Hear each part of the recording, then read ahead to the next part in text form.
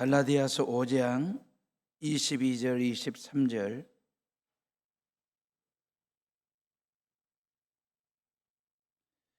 찾았으면 저랑 같이 읽습니다.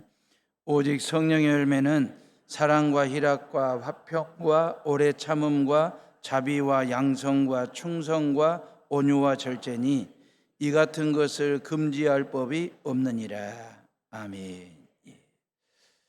지금도 가슴이 뛰십니까? 저는 국가 존망과 국민의 생명에 위협을 가한 그 일만 생각하면 지금도 심장이 벌떡 뜁니다. 그리고 부해가 침입니다. 모든 국민이 일상의 삶을 정리정돈하고 내일을 위해서 잠자리에 들 그 시간, 2024년 12월 3일 화요일 밤 10시 27분에 비상계엄령이 선포되리라고 누가 생각이나 했겠습니까?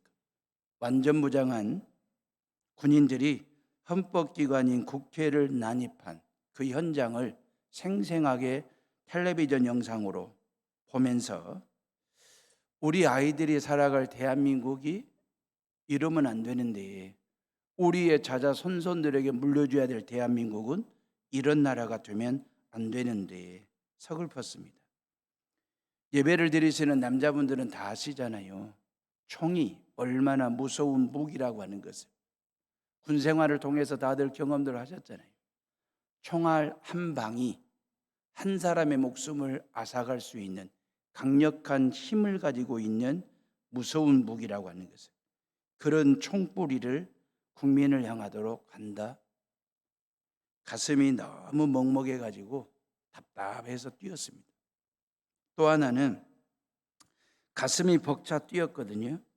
서울 민주시민들의 빠른 직결과 결집된 힘으로 득전사 부대원들의 국회 난입을 스크럼을 짜고 맨몸으로 막아내는 모습을 보면서 가슴이 벅찼습니다. 다친 사람 한 사람 없고 인명피해 없이 평화적으로 막아내는 민주시민들을 보면서 가슴이 뛰었습니다. 대한민국 국민이 얼마나 고달픈 국민인지 그 말이에요. 잠자리에 들 시간에 국회로 그 추운 겨울 날씨에 뛰쳐나오는 그 삶을 살아내야 되는 대한민국 국민의 고달픔. IMF로 국가 부도 위기 사태를 금 모으기를 통해서 나라 살려보겠다고. 그 고달픔이 있음에도 불구하고 마다하지 않고 나라 지키겠다고. 우리 후손들에게 건강한 축복된 나라 물려주겠다고 힘쓰고 애쓰고 뛰고 또 뛰는 그 대한민국 국민들의 모습 말입니다.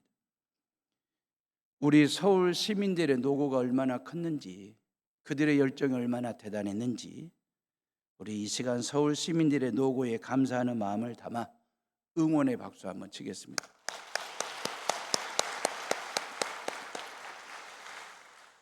국가 수호를 위해서 대한민국 최고의 정예화된 군인 말입니다. 특전사들이 속임수 명령을 받고 블랙호크 헬기를 타고 한밤중에 비행을 했는데 투입된 곳이 국회의사당이었을 때 얼마나 황망했을까, 충격이었을까.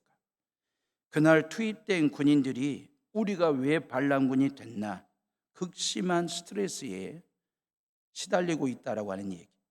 현명한 군인들은요, 얼빠진 명령을 따를 수 없다. 그러니 우왕좌왕, 오합지졸. 서로 대치 중에도 시민이나 군인이나 절도와 절제 있는 행동을 통해서 평화적으로 일을 끝낸 겁니다. 얼마나 다행스러운지. 대한민국은 민주공화국입니다.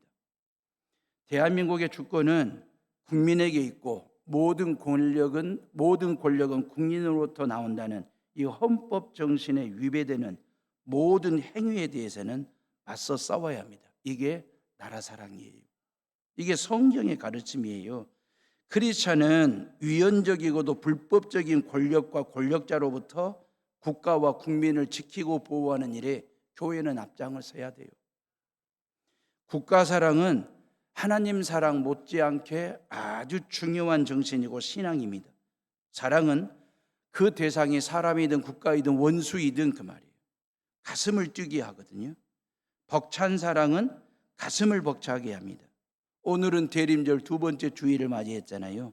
대림절은 하나님의 사랑을 아들 예수님이 선물로 가지고 오신 그날을 기다리면서 기대하면서 준비하고 사모하는 기간을 대림절이라고 그래요.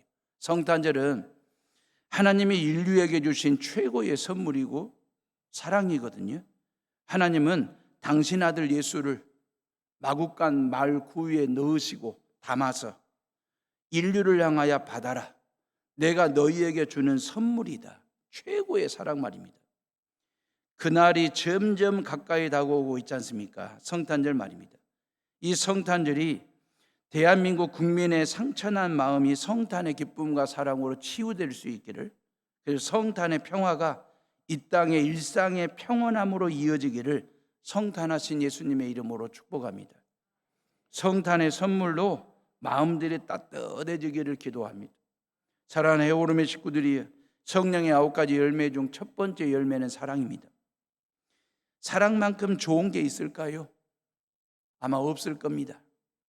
사랑이 뭔지, 사랑은 어떻게 하는 것인지, 왜 사랑을 해야 되는지, 사랑하면 어떻게 되는지 잘 알아요. 잘 아는데 잘 안 돼요.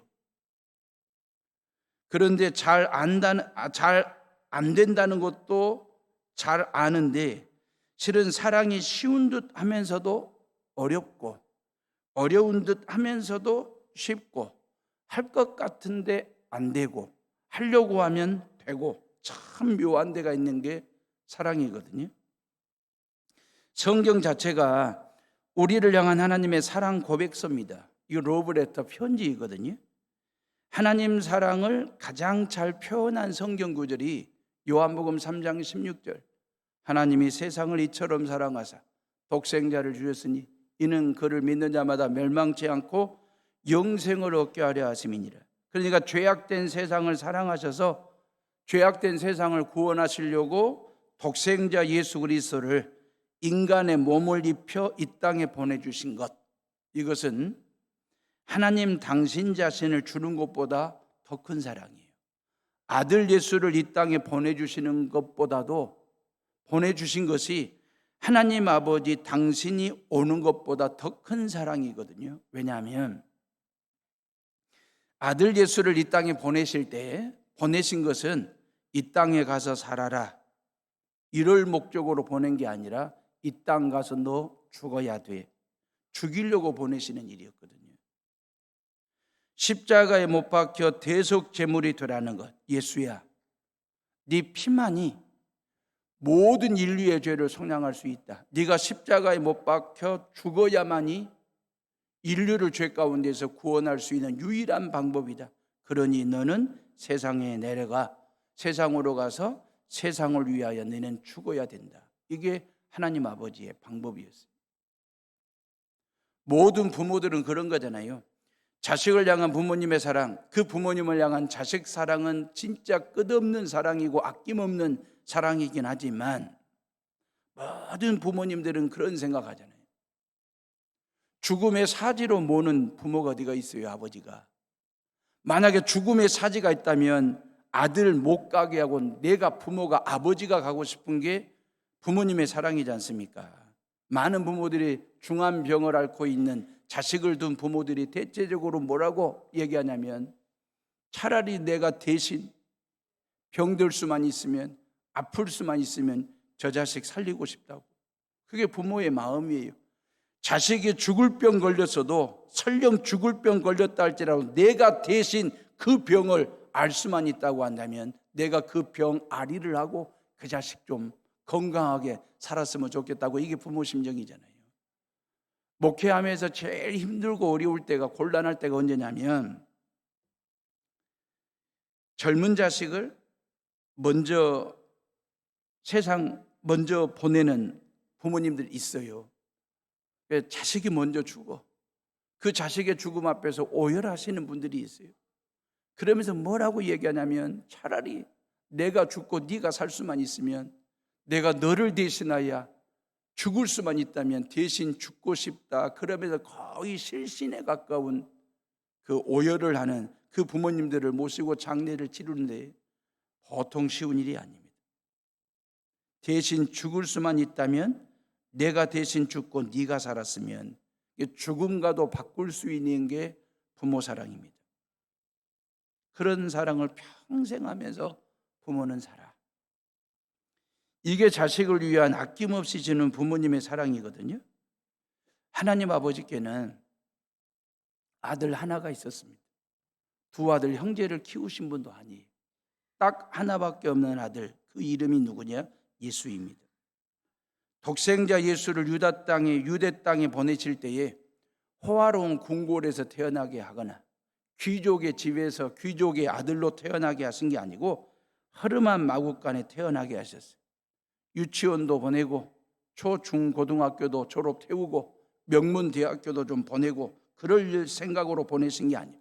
사법고시도 패스하고 평검사를 거쳐서 검찰총장도 되고 대통령 시키려고 보내신 게 아니에요. 출세하고 성공하라고 보내신 게 아니라 죄인에게 네 목숨 주라고, 죄인들을 위해서 네가 대신 죽으라고, 네 피를 통해서 죄인들의 죄를 깨끗하게 씻는 일을 하라고, 살으라고 보내신 게 아니라 죽으라고 보내시는, 죽이려고 보내시는 그 하나님 아버지의 사랑이 얼마나 큰지 그 말이에요. 이렇게 죄인들의 죄값을 치르라고 보내신 것입니다. 아들 예수를 지구에 보내실 때, 이 땅에 보내실 때에 너 가서 장가도 잘 가고 애도 좀 낳고 평생 그렇게 살라고 보내신 게 아니라 때가 되면 너 죽어야 돼, 그 말이에요. 그게 예수예요. 우리를 향한 하나님 아버지의 무한하신 사랑, 십자가를 향한 예수의 사랑이고 예수의 정신이거든요. 하나님이 세상을 이처럼 사랑하사 독생자를 주었으니 이는 저를 믿는 자마다 멸망치 않고 영생을 얻게 하려 하심이니라. 요한복음 3장 16절 말씀은 하나님께서 우리에게 띄우시는 연애 편지와도 같은, 이거 이메일이에요. 페이스북이에요. 해오른 교회 교인들에게 보내는 단체 카톡이에요. 여러분들의 마음의 카톡을 한번 열어보세요. 요한복음 3장 16절 말씀이 와 있어요. 나와 세상을 사랑하시는 하나님의 마음을 그대로 표현해 놓은 말씀이거든요. 나를 향한 하나님의 사랑의 농도는 그 깊이를 헤아릴 수 없을 만큼 깊고도 넓어요. 나를 향한 하나님 아버지의 사랑의 맛은 너무 진하고 달콤해요. 나를 향한 하나님의 사랑의 방법은 구체적이고도 희생적이에요. 요한복음 3장 16절은 성경의 핵심이고 요약입니다. 키워드입니다. 이 말씀 한 구절의 핵심은 누구냐? 예수입니다. 예수님이 성탄하신 목적은 죄를 물으러 온 게 아니라, 너 왜 그런 죄를 지었느냐고 따지고 물으러 온 것이 아니라 죄값을 물어주려고 오신 거예요. 왜 죄를 지었느냐고 따지고 혼내시려고 오신 게 아니라 죄값을 계산하시려고 오신 것, 죄값을 대신 지불하려고 오신 것, 죄값을 십자가 죽음으로 대신 치르시고 죄로부터 우리를 구원하시기 위하여 예수님이 우리에게 오신 거예요. 그래서 우리를 예수 짜리로 만들어 주신 거잖아요. 예수님의 피값이 죄값으로 나에게 매겨진 거잖아요. 예수님의 피값이 나에게 죄값으로, 피값이 나에게 매겨질 때 나의 모든 죄값이 지불되는 순간에 나에게 예수의 값이 매겨진 존재가 됐잖아요. 그래서 우리는 예수 짜리가 된 거잖아요. 그래서 우리는 너무 귀한 존재인 거예요. 그래서 성경은 저와 여러분들을 천하보다 귀한 존재라고 얘기했어요. 왜? 하나님 아버지께서 아들 예수를 죽이고 나를 살리신 사건이거든요. 이게 성탄이고 이게 십자가 사건이거든요. 그렇기 때문에 하나님 아들 예수의 피값이 매겨진 예수짜리이기 때문에 우리가 인생을 살아도 싸구려 인생 사시면 안 됩니다. 신앙생활을 하셔도 싼티나게 하시면 안 돼요. 후지게 싸구려처럼 어디 바겐세일 하듯이 어제 창고 대방출해서 그냥 허접하게 파는 물건처럼, 제품처럼 그렇게 우리가 신앙생활 하시면 안 돼요. 우리는 작품이거든. 하나님의 말씀으로 지어진 존재지, 예수의 핏값이 매겨진 걸작품들인데 어디 그냥 박앤세일 하듯이 어디 창고 대방출하는 물건처럼 그렇게 싸구려 신앙생활, 싸구려 인생살이를 하면 안 된다 그 말이에요. 산티나게 후지게 사시면 안 돼요. 예수님 당신 자체가 싼 분이 아니에요. 창조주이십니다. 하나님의 아들이십니다. 구세주이십니다. 고로 예수를 믿어도 고급지게 품위 있게 믿으셔야 돼. 품격을 가지고 영격을 갖추고 믿는 것 말입니다. 이게 사랑이에요. 이게 하나님 사랑이고 이웃 사랑입니다. 국가와 국민을 사랑하는 것이 크리스찬의 품격이고 영격이요. 이웃과 성도들을 사랑하는 것이 경건이고 신앙이고 정신입니다. 나는 예수의 핏값이 매겨진 예수 짤이라고 하는 자신감과 자부심을 가지고 매 순간 당당하게 사는 거요. 이 세상에서 긍지와 자부심을 가지고. 세상은 사랑하는 방법이 아주 다양합니다. 세상은. 그래서 이성 간의 사랑을 에로스적인 사랑이라고 얘기해요. 친구들 간에 나누는 우정을 필리아적 사랑이라고, 우정이라고 말하고, 가족들 간에 나누는 사랑을 스토르게 사랑이라고 얘기해요. 우리말로 사랑이라는 한 단어로 표현하고 해석을 해버려서 그렇지 헬라인들은 이러한 사랑을 구체적으로 표현을 합니다. 이성 간의 사랑을 에로스로, 친구들 간의 우정을 필리아로, 그리고 가족 간의 사랑을 스토르게로. 그러면 우리가 하나님께로 받은 하나님의 사랑을 헬라 사람들은 아가페 그렇게 얘기해요. 아가페. 이게 성령의 9가지 열매 중에 첫 번째 사랑도 아가페거든요. 하나님이 하신 사랑, 하나님이 주신 사랑, 하나님만이 하실 수 있는 사랑. 그걸 우리는 아가페라고 얘기해요. 그게 십자가 사랑입니다. 그게 성탄하신 사랑입니다. 근데 우리가 이 사랑을 이 땅에서 재현해야 되거든요. 근데 안 돼요.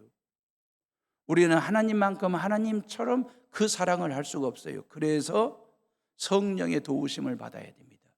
그래서 사랑을 성령의 열매라고 말씀하신 거예요. 성령을 쫓아 행할 때, 성령의 인도하심을 받을 때, 성령과 동행하는 삶을 살 때 그 성령께서 맺게 하시는 하나님의 성품 중에 하나, 그게 뭐냐? 사랑이다라고 하는 거죠. 예수님 믿은 지 10년, 20년 차, 30년 차가 나는데도 연차로 이런 사랑을 맺을 수 있는 게 아니에요. 그래도 내가 목사고 장로고 안수집사 권사가 됐는데 직분으로 이 아가페 사랑을 할 수 있는 게 아닙니다. 성령께서 하게 하실 때, 성령이 맺게 하실 때.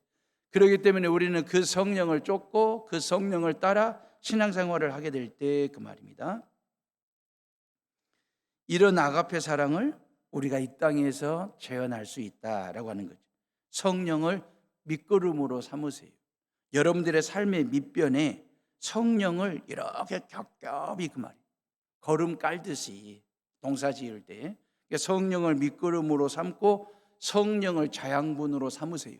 성령께서 영양분을 공급해 주실 때에 여러분들의 인생 가지에 아가페적인 사랑의 열매를 맺게 된다라고 하는 거죠. 이 아가페 사랑은 아낌없이 주는 사랑입니다. 받는 사랑이 아니라 주는 사랑입니다. 나누고 베푸는 사랑이거든요. 요한복음 12장에 보면 예수님께서 예루살렘 성에 입성을 하세요. 그리고 13장에 제자들의 발을 씻는 세족식을 하고 제자들과 함께 최후의 만찬을 합니다. 그리고 성찬을 해요. 그리고 난 다음에 예수님이 마지막 고별 설교를 13장부터 17장까지 긴 고별 설교를 예수님이 하시는 내용이 나와요. 그러면서 요한복음 13장 1절에 뭐라고 되어 있냐면 예수께서 세상을 떠나 아버지께로 가실 때가 이른 줄 아시고, 뭔 말인지 아시죠? 십자가에 죽을 때가 됐다는 거예요. 그리고 하나님 아버지께로 돌아갈 때가 됐다 그 말이고, 이른 줄 아시고 세상에 있는 자기 사람들을 사랑하시되 끝까지 사랑하시니라 그랬어요. 여기 끝까지 사랑한다는 원어적인 의미는 진심을 다해 진정을 다해서 사랑한다 그 뜻이거든요. 근데 끝까지 사랑하되 누구를? 자기 사람을 그랬어요. 이거 자기 사람이라고 하는 이 표현이 말이에요. 십자가 지러 가시기 전에 자기 사람을 사랑하시되 끝까지 사랑한다고 했는데 이 오해 아닌 오해가 조금은 생길 수 있는 표현이거든요. 예수님도 자기 사람이 있을까? 에? 예수님도 자기 사람인 사람이 있고 아닌 사람으로 구별하시고 차등을 두시고 차별하시고 갈라치기를 하실까? 판을 짜시는 걸까? 근데 성경은 자기 사람 그랬잖아요. 자기 사람을 사랑하시되 끝까지 사랑하신다 그랬어요.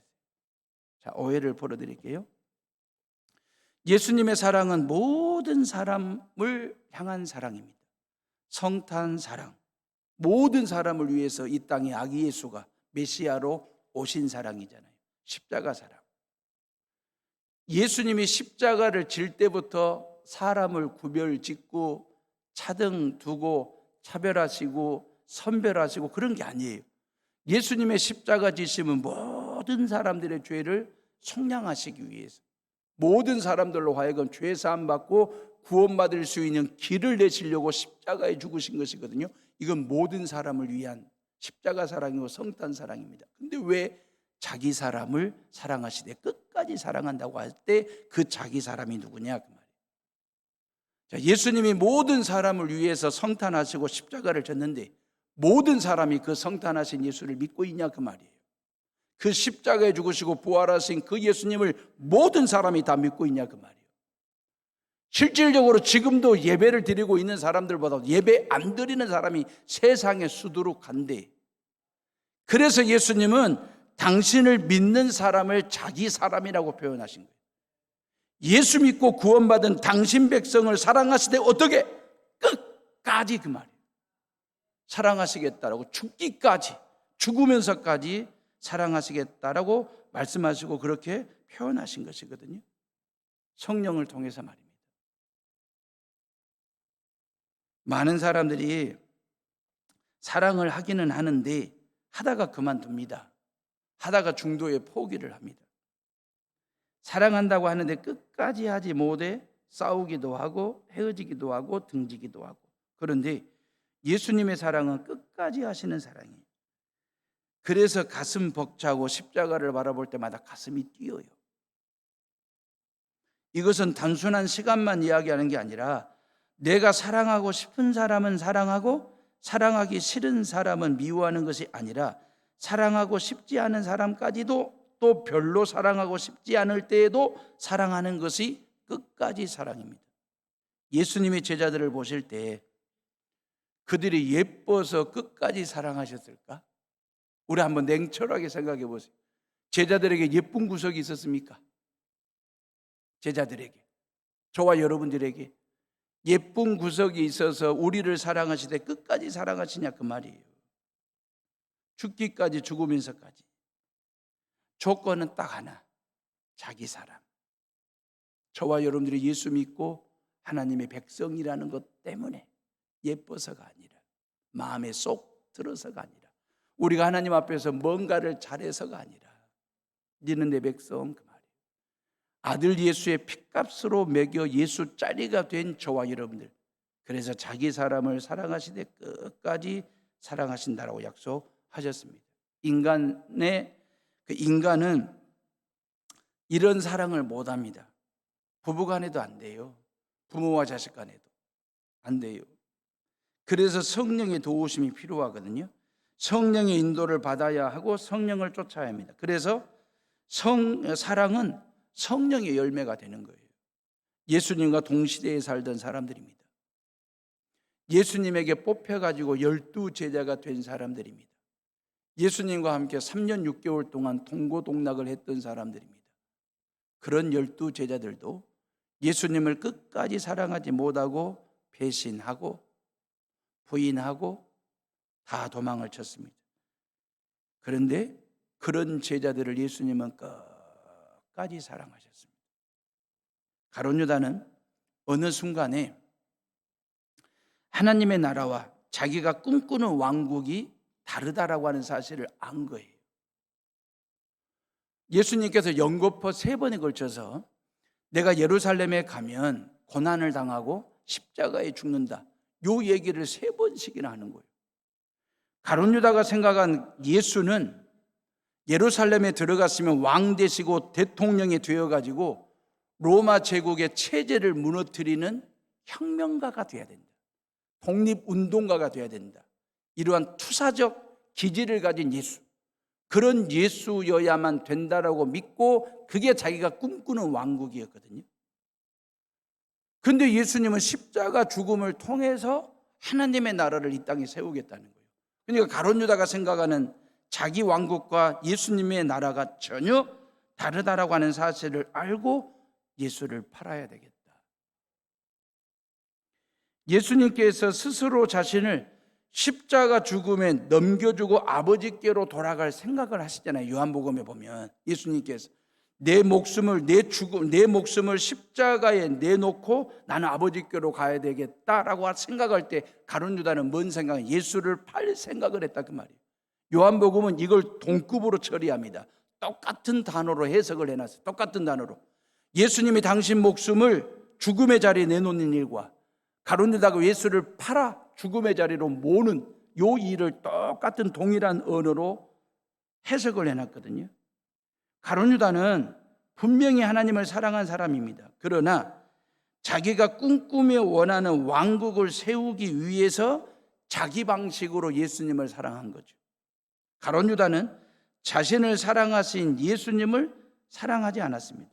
나를 사랑하는 그 예수님을 사랑하지를 않았어요. 사실상 예수님의 사랑을 거부한 거죠. 그래서 유다는 예수님을 끝까지 사랑할 수가 없었습니다. 처음에 사랑하긴 사랑했는데 자기 방식으로 사랑하다가 결국 끝까지 사랑하지 못하고 포기하고 예수를 포기하고 파는 일 말입니다.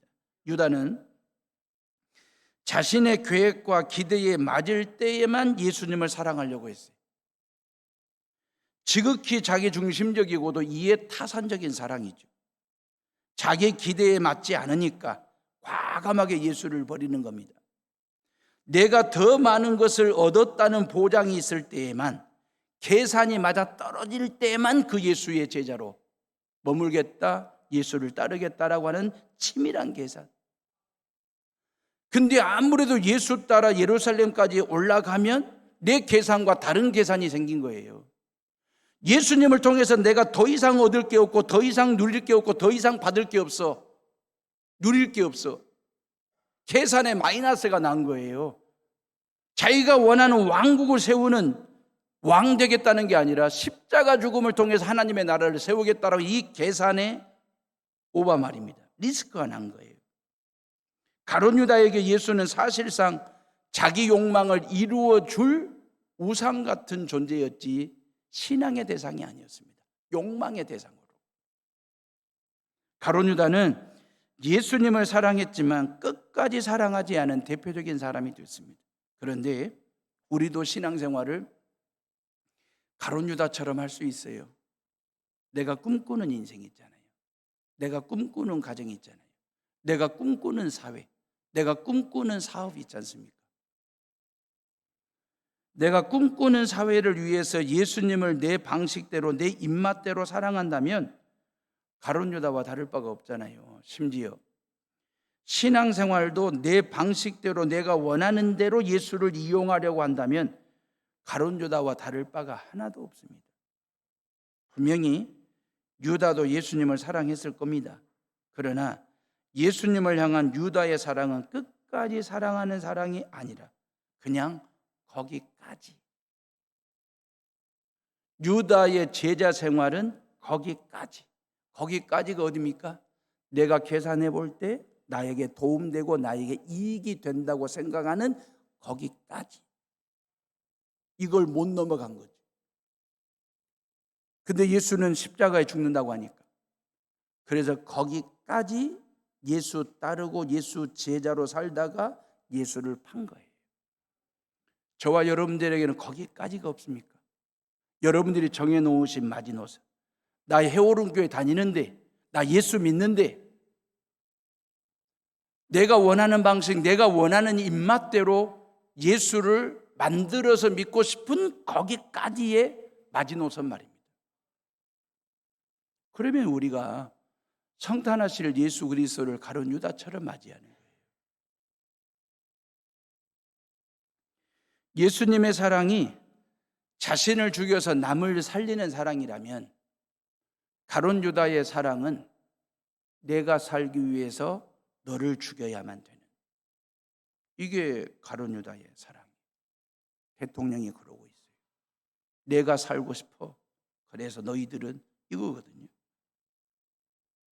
우리를 끝까지 사랑하시려고 성탄하시는 예수님을 가룟 유다의 모습으로 맞이하시면 안 돼요. 우리의 포지션이, 저와 여러분들의 스탠스가 그러면 안 돼요. 이런 가룟 유다를 예수님은 끝까지 사랑하셨습니다. 무조건적인 사랑 말입니다. 아가페 사랑 말입니다. 이 세상은 매사가 조건부입니다. 무조건적인 일은 별로 없어요. 아주 드물어요. 사람을 만나도 뭔 일을 해도 어떤 상황 속에서 거기다가 조건부가 따릅니다. 이 세상에서 무조건적인 사랑에 근접한 사랑이 부모님의 사랑이거든요. 근데 그 부모님의 사랑도 어쩔 때는 태행이 이루어지고 퇴색이 될 때가 있어요. 변절이 될 때가 있어요. 한계가 있다 그 말이죠. 왜? 사람이기 때문에. 그런데 하나님의 사랑은 무조건적입니다. 죽기까지 끝까지. 예수님은 십자가 죽음을 앞에 두고도 제자들의 발을 다 씻겼어. 그들과 함께 최후의 만찬을 나누시고 성찬까지 하셨어요. 떡과 잔을 떼시면서. 그리고 겟세마네 동산에 가셔서 피와 땀을 섞는 기도를 하나님 앞에 드리고 한 주간 동안 십자가 고난을 당하셨어요. 가룟 유다가 예수를 팔 거라는 것, 베드로가 예수를 모른다라고 부인할 거라는 것, 나머지 제자들이 다 도망친다는 걸 예수님이 몰랐으면 몰라. 다 알아. 다 알고 있음에도 불구하고 그런 제자들을 향한 예수님의 사랑에는 멈춤이 없었습니다. 주저함이 없었습니다. 이런 빠듯한 스케줄 속에서도 제자들을 사랑하시되 무조건적으로 사랑하신 거예요. 발을 씻겨주시고 최후의 만찬을 나누시고. 무조건적인 사랑 더하기 상대를 배려하는 사랑이 더해졌습니다. 예수님의 사랑은 무조건적인 사랑에 플러스 상대를 배려하는 사랑. 예수님은요, 가룟 유다가 당신을 팔 것을 다 알고 계셨어요. 이건 배신자요, 두 얼굴을 가진 자요, 표리부동한 사람이요, 배은망덕한 사람입니다. 억장이 무너지는 순간이잖아요. 성질 같으면 가룟 유다를 밖으로 내치고 11명의 제자들만 딱 데리고 발을 씻겨주든지 최후의 만찬을 해도 될 일이에요. 근데 예수님은요, 이 가룟 유다를 내치지 않고 그 말이에요. 데리고 발을 씻겨줍니다. 가룟 유다를 제자로 뽑아준 사람이 누굽니까? 예수입니다. 그 예수를 배신하는데도. 대통령으로 뽑아준 사람이 누굽니까? 국민입니다. 그 국민을 배신하면 되겠어요? 억장이 무너지는 순간이지. 그런데 예수님은 배은망덕한 가룟 유다의 발도 똑같이 꼼꼼하게 씻겨주십니다. 다른 제자들이 눈치챌까 봐. 예수님하고 가룟 유다만 알거든. 예수 판다, 매매한다. 다른 제자들이 눈치챌까 봐 티가 나지 않도록 그 가룟 유다의 발을 더 세심하게 초연하게 씻겨주시는 그 예수님의 사랑, 이걸 우리는 배려라고 얘기하는 거예요. 역지사지. 가룟 유다의 편에 서서 가룟 유다의 발을 씻겨주는 사랑, 이 역지사지. 배려하지 않으면 무례해집니다. 상대방을 무시하게 됩니다. 말을 무시하고 생각을 무시하고 감정과 입장을 무시합니다. 그러면 무시무시한 관계가 됩니다. 배려하지 않으면 무례함이 생겨요. 그 무례함은 무시로 갑니다. 무시하다 보면 무시무시한 관계가 됩니다. 그런데 예수님은 가룟 유다를 무시하지 않고 배려하셨어요. 하나님은 우리를 한 번도 무시한 적이 없습니다. 우리가 하나님을 무시해서 다르지. 나의 감정과 생각과 말과 행동을 무시한 적이 없고 나의 문화와 개성과 형편을 무시한 적이 없습니다. 네 개성대로 믿어라. 네 형편대로 믿어라. 네 문화를 가지고 믿어라. 배려하셨습니다. 끝까지 배려하시고 죽기까지 배려하신 사랑. 여러분, 사랑은 엄청난 것이 아닙니다. 작은 배려로부터 시작되는 것입니다. 성도들의 작은 배려에 감사를 드리려고요, 구역 식구들이나 남성교회나 여전도회는 이러한 구역이나 남성 여전도에서 나누시는 이웃을 향한 사랑 말입니다. 미담 사례들이 있어요. 성경 퀴즈 대회가 끝나고 난 후 그날 저녁에 구역 식구들 간에 식사들을 했잖아요. 그날 저녁에 식사를 못 하신 성공 몇 구역은 어제 제가 부산 갔다 왔더니 목양실 앞에 빵이 롤케이크 하나 있어요. 뭐냐고 물었더니 그 구역은 그날 저녁 식사를 못해서 구역장이 롤케이크를 사가지고 집집마다 다 돌린 거예요. 그리고 목양실에도 하나 가져왔어요. 그날 성경 퀴즈 끝나고 구역별로 식사하시면서 구역장들 몇몇 분들이 구역 식구들 식사하는 사진을 저에게 카톡으로 보내시면서 뭔 얘기를 하냐면, 목사님, 구역 헌금 그동안 모아놓은 돈 50만 원 있는데 이 50만 원 누구 선교사님에게 송금하랍니다. 미담이에요. 또 어느 구역은 구역 헌금 33만 원을 필리핀 바세코 쓰레기 마을, 그 쓰레기 마을에 300명의 아이들이 있대요. 이거 33만 원 보내면 그 아이들 2끼 식량 식대비로 보내겠다고. 이런 얘기들. 지난 11월에 우리 교회 집사님이 쌀 농사를 지었는데 20kg 햇살 25가마니의 가마니를 저에게 주겠다고. 목사님이 쓰고 싶은데, 나누고 싶은데 나누시라고. 그래서 제가 그 집사님 모시고 상가에 있는 개척교회 25개 교회 쌀 배달을 다녔습니다. 우리 부목사님들 그날 고생해서 3층 4층까지 들쳐매고 올라가니라. 햇살 나누기를 했어요. 이번 주에는 김장김치 쌀 나누기를 합니다. 성탄절을 앞두고는 몇 개 동사무소 방문해서 성탄의 기쁨을 나누고 배려하는 일들을 합니다. 성경에서 가장 많이 하시는 말씀이 사랑하라, 이 말씀이거든요. 사랑은 다음이 없는 정신이고 이 세상에서 가장 좋은 정신이 사랑의 정신입니다. 그래서 예수님이 고별 설교하시면서 유언 같은 얘기잖아요. 유언 같은 고별 설교를 하시면서 핵심 키포인트가 뭐냐면 너희가 서로 사랑하라, 요거였어요. 사랑하는 모습은 다 아름다움이 있습니다. 이성적인 사랑도 좋습니다. 젊은 청춘이 짝을 만나 사랑을 나누는데 그 모습이 얼마나 보기에 좋은지 그 말이에요. 보는 것만으로도 배가 불러요. 그렇게 사랑하다가 결혼을 합니다. 우리 교회도 내년 1월부터 내년 4월까지 4쌍이 결혼을 하거든요. 결혼 계획이 있으신 분들은 미리미리 알려주셔야 돼요. 신랑 신부들이 하객 앞에 서 있는 것만 봐도, 어제도 부산 가서 결혼식 가서 봤더니 신랑 신부가 하객 앞에 서 있는 것만으로도 그리 아름다울 수가 없습니다. 사랑의 열매, 사랑의 결실이기 때문에. 어느 교회에 두 젊은이가 서로 교제를 하게 됐어요. 어느 날 형제가 자매에게 문자를 주고받기 하면서 사랑을 키워가는데, 어느 날 그날따라 무슨 일인지 남자 형제가 여자 자매에게 영어로 문자를 넣은 거예요. You are so beautiful. 이렇게. You are so beautiful. 당신은 참 아름답습니다. 이걸 영어로 보낸 거예요. 그러니 얼마나 그 자매가 가슴이 설레고 뛰었겠습니까? 근데 여자가 자세히 보니까 beautiful 할 때 T가 빠진 거예요. 알파벳 T가 빠졌어. 그래서 그 자매가 다시 문자로 영어로 보내시려면 제대로 보내시지 왜 T가 빠졌냐고 그런 거예요. 여러분 beautiful 스펠링 다 기억나십니까? B, E, A, U, T, I, F, U, L. 근데 거기에 T가 빠진 거예요.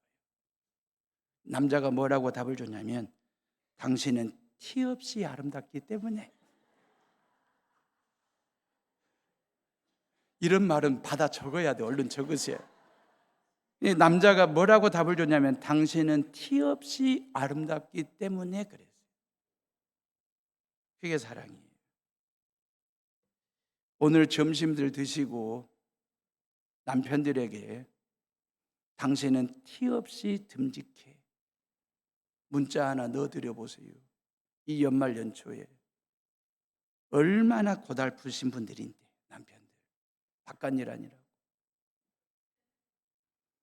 당신은 티 없이 듬직한 남편이라고. 와이프들에게 문자 좀 넣으세요. 당신은 티 없이 아름다운 아내라고. 안 하실 거요? 특히 저녁에 잠자리 들기 전에, 초저녁이라도 좋고 저녁에 며느리들한테 한번 이 문자 한번, 너는 티 없이 아름다운 애다, 문자 한번 넣어줘 보세요. 저도 우리 며느리한테 그거 넣으려고.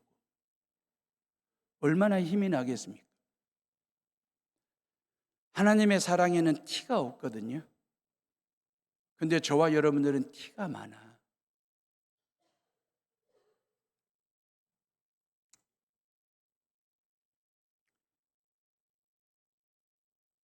우리에게 아무런 흉이 없고 티가 없고